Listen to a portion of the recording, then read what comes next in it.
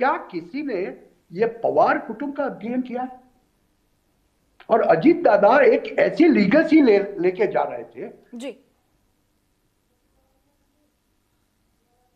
हमारतें होती है, दुर्घटनाएं घटती है, तब इनका तो काम तमाम हो गया। मगर शरद पवार जी के ऊपर अब कितना बड़ा दायित्व आया इनकी पार्टी को ये करने का। देखिए, दो अलग अलग है। हाँ। मैं मना नहीं कर रहा, राजकीय दृष्टिकोण से शरद पवार और उनकी राह बहुत अलग हो चुकी है। मगर आपने जो बताया ना कि बारामती से सांसद बने, ये वो पवार फैमिली का घर है। विधानसभा हो या लोकसभा हो, बारामती मतलब पवार फैमिली का घर। अब वही पवार फैमिली, या क्या उनकी पत्नी इसको संभालेगी या शरद पवार जी संभालेंगे, सुप्रिया जी करेगी, क्यों, कौन करेगा, कौन आगे ले जाएगा? और मैं तो इसको इस तरह देखता हूं कि ये जो अनटाइमली डिवाइस है ना जी, बेवक्त का मौत, उसकी वजह से शायद एनसीपी को एक होने का एक मौका भी मिलेगा। इसको पॉजिटिव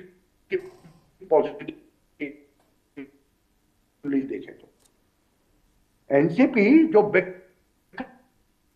कर चुकी थी, टूट चुकी थी उसमें, तो वो भी हो सकता है कि जो बचा कुचा है वो भी पूरा नष्ट हो जाए। क्योंकि आज के राजकारण में, महाराष्ट्र के राजकारण में एक चीज तो हमें समझनी पड़ेगी। महाराष्ट्र विधानसभा की जो रचना हुई है, लोगों ने जिस प्रकार से वोट दिए हैं, वहां अजीत दादा की पार्टी अगर सत्ताधारी पक्ष के साथ में न रहे, फिर भी उनकी सत्ता तो 5 साल बेकरार रहेगी। कोई हिला नहीं सकता उनको। अभी ऐसी स्थिति के अंदर क्या एनसीपी के लिए एक हो जाना उचित है? वो सवाल के ऊपर बहुत ज्यादा प्रश्नार्थ है। और बहुत से एनसीपी के जो सपोर्टर, जिनको विधानसभा के लिए किसी एक एनसीपी गुट को वोट करना पड़ता है और लोकसभा के दूसरे गुट को, बिल्कुल ये भी कह सकते हैं कि एक तरीके से धर्म संकट में अब बारामती की जनता भी है। अरविंद जी, इसी पर आपका भी मैं रिएक्शन चाहूंगी। जो चीज अभी हिमांशु जी कह रहे थे कि अब एनसीपी का भविष्य आगे क्या होगा, शरद पवार जी किस तरीके से एनसीपी को आगे लेकर जाएंगे, क्या वो एनसीपी को एकजुट करेंगे, बारामती की जनता का क्या होगा, बारामती का क्या होगा जो कि पवार परिवार का गढ़ रहा है। और पिछली बार 2025 के पिछले जो विधानसभा चुनाव थे, उसमें भतीजे योगेंद्र पवार को ही हराकर अजीत पवार इस सीट पर दोबारा से जीते थे।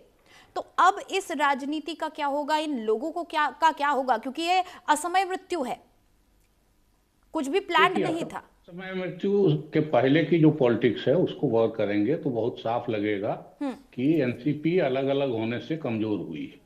खास तौर से म्यूनिसिपैलिटी चुनाव के बाद जो अभी म्यूनिसिपल चुनाव हुए हैं महाराष्ट्र में, उसमें पार्टी का जो परफॉर्मेंस, दोनों ग्रुप का जो परफॉर्मेंस था, उसको लेके दोनों ही चिंतित थे और दोनों की काफी बातचीत हुई है। इधर अभी मृत्यु की खबर आ गई। अरविंद मोहन जी, आपके पास लौटूंगी। इस वक्त सीधी तस्वीरें हम आपको देहरादून से दिखा रहे हैं हमारे दर्शकों को, जहां श्रद्धांजलि अर्पित की जा रही है अजीत पवार जी को। मौन धारण किया हुआ है तमाम उत्तराखंड कैबिनेट यहाँ नजर आ रही है। मुख्यमंत्री पुष्कर सिंह धामी नजर आ रहे हैं। आज सुबह सवेरे ये दुखद खबर महाराष्ट्र से सामने आई और सब सन्न रह गए इस खबर के बाद, क्योंकि बारामती आज जा रहे थे अजीत पवार। कल ही उन्होंने जो है कैबिनेट अटेंड की है। उसके बाद आज सुबह सवेरे लाला लाजपत राय को लेकर एक पोस्ट किया था, उनको याद किया था, और उसके बाद अचानक से उनकी प्लेन क्रैश की ये खबर सामने आ गई। सब सन्न रह गए। सब, यूसुफ जी, सब यही उम्मीद कर रहे थे अंत समय तक कि किसी भी तरह से ये खबर ना आए कि अजीत दादा पवार अब इस दुनिया में ना रहे। हालांकि जिस तरह की तस्वीरें सामने आई थी, विमान की बहुत बुरी स्थिति थी। ये प्रथम दृष्टया ही नजर आ रहा था कि ये हादसा कितना बड़ा है। क्या इस घटना से एक बार फिर हमारे देश की विमान सुरक्षा को लेकर भी सवाल उठ खड़े हुए हैं? क्योंकि बारामती की जो हवाई पट्टी थी वो भी बताया जा रहा है कि बहुत पतली वो हवाई पट्टी थी, और उसको लेकर भी कई बार अजीत दादा पवार खुद भी कह चुके थे कि इसको चौड़ा किया जाना चाहिए। देखिए, इस तरह के हादसे पहले भी कई हुए हैं और ये हादसा एक चेतावनी है। और जैसे कि आपने बताया कि जब शुरुआत में वो विजुअल्स आए तो एकदम शॉकिंग लगा और ये लगा कि इस हादसे में किसी का बचना मुमकिन नहीं, क्योंकि हमने अपने पिछले 30 साल के पत्रकारिता जीवन में ऐसे कई हादसे देखे हैं जिसमें विमान में सवार, छोटे विमान या हेलीकॉप्टर में सवार सभी लोगों की दुखदाई तरीके से मौत हुई है। और हर मौत के बाद ये सवाल उठा है कि आखिर नेताओं के लिए छोटे विमानों की यात्रा या हेलीकॉप्टर की यात्रा कितनी सुरक्षित है। तो आज के जो विजुअल सुबह सुबह आए तो देख के ये लगा कि सब लोग प्रार्थना कर रहे थे कि शायद कोई इस तरह की खबर ना आए तो अच्छा होगा, लेकिन वो प्रार्थना 15-20 मिनट में ध्वस्त हो गई जब डीजीसीए की तरफ से विमान में सवार सभी लोगों की मौत की आधिकारिक रूप से पुष्टि की गई। और हम लोग देख रहे थे कि विजुअल्स आ रहे थे अलग अलग सोर्सेज से, और उसमें किस तरह से विमान के परकच्छे पूरी तरह उड़े हुए थे और कई शरीर के टुकड़े दूर से दिख रहे थे। तो ऐसे में एक ये उम्मीद करना कि भाई अजीत पवार इस हादसे में नहीं फौत हुए होंगे, नहीं उनकी मृत्यु हुई होगी, एक चमत्कार मानवीय भावना थी और एक चमत्कार की उम्मीद थी। लेकिन ये हादसा हुआ और फिर सवाल खड़े हुए हैं कि इस तरह की यात्रा आखिर कितनी सुरक्षित है। मैं आपको बताऊं नितिशा जी, 2001 30 सितंबर का दिन था। माधवराव सिंधिया दिल्ली से उड़े थे कानपुर जाने के लिए, और ये इत्तेफाक की बात थी कि मुझे भी उसके अंदर जाना था और मनोरंजन भारती हमारे साथी एनडीटीवी में हैं, उनको भी जाना था। हम 2 पत्रकार नहीं गए थे, बाकी सब गए थे। उस हादसे में मैनपुरी के पास या इटावा के पास वो हादसा हुआ था, ख़राब मौसम के चलते हुआ था, और उसमें सभी की मौत हो गई थी। उसके बाद 2002 में जीएमसी बालियोगी जो कि स्पीकर थे लोकसभा, नंतर उतरायचं होतं पण ती वर असं चढलंच नाही त्या पट्टीवरती, आणि ज्यावेळेस स्फोट झाला त्यावेळेस ती 2 बॉडी अशा साईडला पडल्या, तर त्या एक बॉडी अशी पूर्ण ही झाली होती आणि एका बॉडीचा तर चेहरा दिसत नव्हता। बिल्कुल, तो मैं आपको बता रहा था कि 2002 में जीएमसी बालियोगी जो कि लोकसभा के स्पीकर थे, उनकी भी एक हेलीकॉप्टर क्रैश में मौत हो गई थी। नारियल के पेड़ से उनका हेलीकॉप्टर टकरा गया था। तमाम बड़े ऐसे नाम हैं, हमारे प्रमुख नेता हैं जो इस तरह के हादसों में जान गंवा चुके हैं। जाहिर तौर पर ये सोचना जरूरी है क्योंकि ये हमारे राज्यों के, देश के शीर्ष नेतृत्व को सुरक्षित रखना बहुत जरूरी हो जाता है।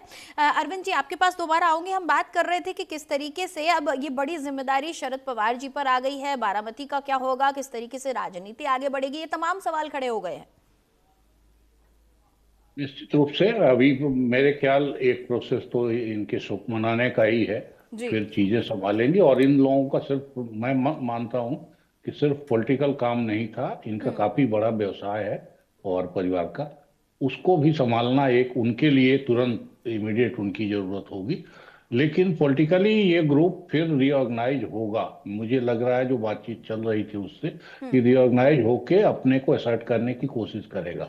खास तौर से महाराष्ट्र की पॉलिटिक्स पिछले काफी समय से बहुत ही ट्रांजिशन के दौर में है। नई पार्टियां ताकतवर होकर उभरी हैं, खासतौर से बीजेपी, बाकी दोनों बड़ी पार्टियां टूटी हैं, कांग्रेस काफी पीछे चली गई। और देखिए, हम ग्राफिक्स के जरिए बता रहे हैं किस तरीके से ये पूरा हादसा हुआ है। 208 किलोमीटर की ये दूरी है, महज 208 किलोमीटर की दूरी है मुंबई से बारामती के बीच। पुणे के पास ये बारामती है, जहां पर 7 बजे ये प्लेन जो है टेक ऑफ करता है मुंबई से, और बारामती में 8:45 पर ये प्लेन क्रैश हो गया। क्या हुआ उस प्लेन के अंदर, किसी को अब तक इस बात की कोई जानकारी नहीं है। हालांकि ब्लैक बॉक्स की जब तक बरामदगी नहीं कर ली जाती, जब तक उसकी जांच नहीं हो जाती, तब तक कहना बहुत मुश्किल है। लेकिन चश्मदीद बता रहे हैं कि लैंडिंग के वक्त कुछ असामान्य नजर आ रहा था ये, और उसके कुछ ही क्षण बाद धुएं के गुबार में बदल गया ये पूरा का पूरा प्लेन। उड़ान से हादसे तक का ये जो सफर था, 1.25 घंटे में ये सफर खत्म हो गया। और खत्म ऐसा हुआ कि हमेशा हमेशा के लिए एक राजनीतिक सफर खत्म हो गया। एक जननेता का नाम हमारे बीच से, एक जननेता हमारे बीच से चले गए और उनका नाम हमेशा के लिए बस अमर हो गया है। धुआं धुआं चारों तरफ नजर आ रहा था, विमान के परखच्चे उड़ चुके थे, और जिस तरह से हमने बताया कि जो तस्वीरें आ रही थी बहुत दिल दहला देने वाली थी, क्योंकि विमान पूरी तरह से आग के गोले में तब्दील हो गया था, धुएं का गुबार था, यहाँ तक कि मानव अंग भी आसपास बिखरे हुए नजर आ रहे थे। कुछ ही देर में तस्वीरें आने लगी कि जब वहाँ पर पूरा प्रशासन वहाँ पर पहुँच चुका था, ग्रामीण पहुँच चुके थे, और उसके बाद कुछ शव नजर आ रहे थे। यहाँ हम अंदेशा लगा रहे थे कि ये जरूर कुछ शव हैं, क्योंकि उन्हें कपड़े से ढका जा रहा था। पुलिसकर्मी वहाँ पर मौजूद थे, वो ढक रहे थे, उघाड़ रहे थे। कुछ ही देर बाद तस्वीरें आने लगी कि वहाँ पर मौजूद लोग रो रहे थे, उनकी आंखों में आंसू थी। लोग समझ चुके थे कि आखिर इस हादसे में क्या हुआ है। उनका नेता, जननायक अजीत दादा अब इस दुनिया में नहीं रहे हैं। और ये वो तस्वीरें हैं ग्राफिक्स के जरिए जिससे हम आपको समझा रहे हैं किस तरीके से ये पूरा हादसा हुआ। एक छोटा विमान था, एक प्राइवेट चार्टर्ड प्लेन ये था जो कि मुंबई से उड़ा सुबह 7 बजे और 8:45 बजे बारामती में ये दुर्घटनाग्रस्त हो गया। महज 208 किलोमीटर की ये पूरी दूरी थी जो ये विमान सेफली कवर नहीं कर पाया। अरविंद जी, आप अपनी बात प्लीज कंटिन्यू करें। वही फेज चलेगा, इसको कैसे ऑर्गेनाइज करेंगे। और जैसा हिमांशु जी कह रहे थे कि अजीत पवार नए तरह के पॉलिटिक्स वाले हैं, पावर के बगैर, साधनों के बगैर इनकी पॉलिटिक्स चलती नहीं है और काफी सारे लोगों पे इनका व्यक्तिगत उपकार है। जो भी कोई शिकायत लेके आया उसका काम करने ये तुरंत चल देते थे, चला जो भी संभव है हाँ ना करके उसके बाद उस काम में लग जाते थे। सिद्धांतों की पॉलिटिक्स आप देखेंगे महाराष्ट्र से काफी हद तक विदा हो चुकी है। और अब ये बार बार आप नाम अगर कभी बाल ठाकरे का लिया जाता है या भाजपा का दूसरा चेहरा या कांग्रेस अपना कुछ याद करना चाहती है, मुझे लगता है वो ऊपरी एक झांसा भर है। असल पॉलिटिक्स व्यवहारिक चलती है जिसमें पावर होना चाहिए, जिसमें वोट होना चाहिए असली। तो अजीत पवार इसलिए मिस किए जाएंगे कि उन्होंने पावर और संसाधनों की पॉलिटिक्स तो की, लेकिन वोट की पॉलिटिक्स में भी वो काफी मजबूत थे। एकदम जमीन के स्तर पे अभी जो महाराष्ट्र में नेता थे जिनका काफी बड़ा जनाधार था, वो कभी थोड़ा बढ़ा कभी घटा दिखाई दे रहा हो, लेकिन जिसको खत्म करना पॉसिबल नहीं है। खासतौर से महाराष्ट्र में मराठों की पॉलिटिक्स को, मराठों की आबादी 1/4 से ज्यादा है। किसी राज्य में एक बिरादरी की इतनी बड़ी आबादी नहीं है। तो वैसे में अगर शरद पवार और अजीत पवार उस परिवार का दावा है इसकी लीडरशिप पे, तो उसको आप माइनस अभी आसानी से नहीं कर सकते। और लेकिन अजीत पवार जैसा लीडर अगर वहां से हट जाए तो उनके परिवार के बाकी सदस्य उसको संभाल लेंगे, उसको बढ़ाएंगे। और उसी ग्रुप पे आप अगर गौर करेंगे तो आप देखेंगे कि हर पार्टी की नजर अभी है कि अगर वो सपोर्ट बेस उनकी तरफ आए तो फिर उनकी तो अजीत पवार का न रहना एनसीपी के ग्रुपों के लिए तो और पवार परिवार के लिए तो एक बड़ी मुश्किल पैदा करेगा ही, लेकिन बाकी पॉलिटिक्स में भी उनका असर आप फील करेंगे देर तक। बिल्कुल। कि जब तक लोग अपना अपना रिऑर्गेनाइज करेंगे तो हर किसी को ये महसूस होगा कि अजीत पवार होते या अगर एक्टिव रहते तो और क्या होता। ठीक है, तो आप तीनों ही हमारे साथ बने रहे। इसी खबर पर हम नजर बनाए रखेंगे, लेकिन एक छोटे से ब्रेक के लिए यहाँ रुक रहे हैं।